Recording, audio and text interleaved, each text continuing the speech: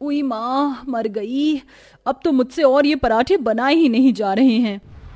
हिम्मत रखो त्रिशा, हम ये कर सकते हैं। सभी खाना खा चुके हैं और अब बस हमें अपने लिए ही पराठे बनाने हैं। नहीं भाभी जी, अब मुझसे खड़ा नहीं हुआ जाएगा। मैं बहुत थक गई हूँ। आप अपने लिए 2 पराठे बना लीजिए, मैं आज बिना खाए ही रह लूंगी। त्रिशा ऐसे बोलकर रसोई में आ गई। कोमल भी थक गई थी, लेकिन उसने त्रिशा के और अपने लिए आलू के पराठे बनाए। त्रिशा अपने कमरे की खिड़की पर बैठी हुई थी। कितना अच्छा मौसम हो रहा है। सभी ने इस मौसम में आलू के पराठों का मजा लिया है, लेकिन हम 2 बहुएं तो बिल्कुल भी इंजॉय नहीं कर पाए। मेरा भी मन था कि कोई मुझे भी गर्मा गर्म पराठे बनाकर खिलाए, लेकिन अब लगता है भूखे पेट ही दोपहर कट जाएगी। त्रिशा खिड़की पर बैठकर ऐसे सोच ही रही थी कि तभी वहां हाथ में गर्मा गर्म पराठों की प्लेट लिए कोमल आ गई। Enjoy your meal. अरे जेठानी जी, आप मेरे लिए भी बनाकर ले आई। और नहीं तो क्या, मैं जानती हूँ कि तुम थक गई हो, इसीलिए कोई बात नहीं। आओ अब मेरे साथ पराठे एंजॉय करो। दोनों बहुएं आपस में बहुत ही मिलजुल कर रहती थी। उन्होंने एक साथ हल्की हल्की बारिश देखते हुए पराठे खाए और खूब बातें की। बातों बातों में त्रिशा कोमल से बोली, वैसे कोमल भाभी, मैं तो सोचती हूँ कि अब माँ जी को देवर जी की शादी की भी सुध कर लेनी चाहिए। आखिर हम कब तक उन्हें बिठाकर खिलाते रहेंगे। सही कहा, हमारी भी अब देवरानी आ जानी चाहिए। उससे हमें कामों में भी सहारा लग जाएगा और फिर हम वो काम भी कर पाएंगे जिनके बारे में हम बस सोचते रह जाते हैं। दोनों बहुओं ने अपने देवर की शादी करवाने की ठान ली। उन्होंने इस बारे में अपनी सास नीलम से भी बात की। उनका देवर अब शादी के लायक हो चुका था। नीलम को भी उनकी बात ठीक लगी और उसने एक गरीब से घराने की अच्छी सी लड़की से अपने सबसे छोटे बेटे की शादी पक्की कर दी। देखते ही देखते अब 1 साल बीत गया और बरसात के मौसम में ही रितिका नीलम की बहू बनकर उसके घर आ गई। त्रिशा, मुझे तो लगा था कि माँ जी हमारी ही तरह बड़े घरानों से बहू लेकर आएंगी, लेकिन ये किस भिखारन को उठा लाई है। सही कहा। जरा इसका लहंगा तो देखिए, लग रहा है कि जैसे संडे मार्केट से ले लिया हो। अरे बड़ी बहुओं, क्या खुसर पुसर कर रही हो? यहाँ आओ, अपनी देवरानी का गृह प्रवेश करवाओ। माँ जी, मुझे नहीं करवाना इसका गृह प्रवेश। मेरा मतलब आप ही करवा दीजिए ना। अच्छा ठीक है, आजा बहू, अपने पांव से कलश को गिराते हुए अंदर आ और फिर इस दीवार पर अपने हाथ छाप देना। नीलम ने सभी रस्मों से अपने बहू को अंदर बुला लिया और उसके बाद वो उसे कमरे तक भी छोड़ आई। दोनों जेठानियों को अपनी देवरानी कुछ खास पसंद नहीं थी। उन दोनों ने शादी के पहले दिन ही अपने मन ही मन में रितिका को परेशान करने की ठान ली और अगली सुबह जब रितिका की पहली रसोई का दिन था। अरे रितिका, क्या कर रही हो? नमस्ते जेठानी जी, माँ जी ने मुझे पहली रसोई में हलवा बनाने को बोला है, बस वही बना रही थी। व्हाट?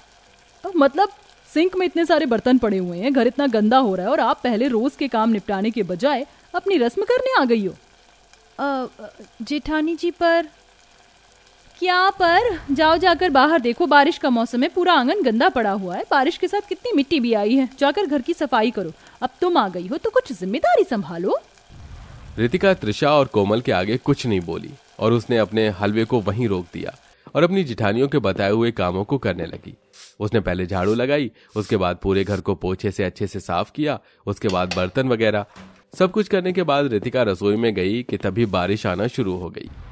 अरे नहीं, बारिश शुरू हो गई। मैंने अभी ही तो सारी सफाई की थी। अब सब कुछ पहले जैसा हो जाएगा। अब क्या किया जा सकता है? मुझे अब जल्दी से हलवा बना लेना चाहिए। रितिका जैसे ही हलवा बनाने को खड़ी हुई, फिर से कोमल आ गई। कितनी अच्छी बूंदे आ रही हैं। देवरानी जी, हमारे लिए बारिश को एंजॉय करने के लिए चाय और पकौड़े बना दीजिए। जेठानी जी, मेरी पहली रसोई का हलवा। आप तो जरा जरा से कामों में ही बहुत नखरे करती हो देवरानी जी। चुपचाप जितना बोला है उतना करो। मैं तुम्हारी जेठानी हूँ, इसीलिए मेरी बात मानो। समझ आया? कोमल ऑर्डर देकर चली गई। बेचारी थकी हारी रितिका ने अपनी पहली रसोई का हलवा छोड़कर अपनी जेठानियों के लिए चाय और पकौड़े बनाए। क्या हर लड़की अपनी शादी के पहले दिन ही इतना काम करती है? रितिका को थोड़ा थोड़ा गुस्सा भी आ रहा था, लेकिन उसने उस गुस्से को पी लिया और पकौड़े और चाय बनाकर मुस्कुराहट के साथ अपनी जेठानियों को दे आई। उसकी जेठानियों ने एक बार भी उससे पकौड़े खाने को नहीं कहा और बारिश को देखते हुए वो सारे पकौड़े और चाय खा पी गई। बहू, हलवा अभी तक बना नहीं है क्या? मम्मी जी, वो हाँ, बस हलवा। अगर समझ नहीं आ रहा कि हलवा कैसे बनाना है तो अपनी जेठानियों से मदद मांग ले। जी। रितिका ने अपनी सास को अपनी जेठानियों के बारे में नहीं बताया। बेचारी रितिका ने इस सब के बाद अपनी पहली रसोई का हलवा तैयार किया और सभी को खिलाया। शादी के बाद का रितिका का यह पहला दिन ही काफी मेहनत भरा था। अब ऐसे ही रोजाना दोनों जेठानियां रितिका पर सभी कामों का लोड डालने लगी। वो खुद कुछ नहीं करती और सारा काम रितिका से करवाकर उससे अपने काम भी करवाती थी।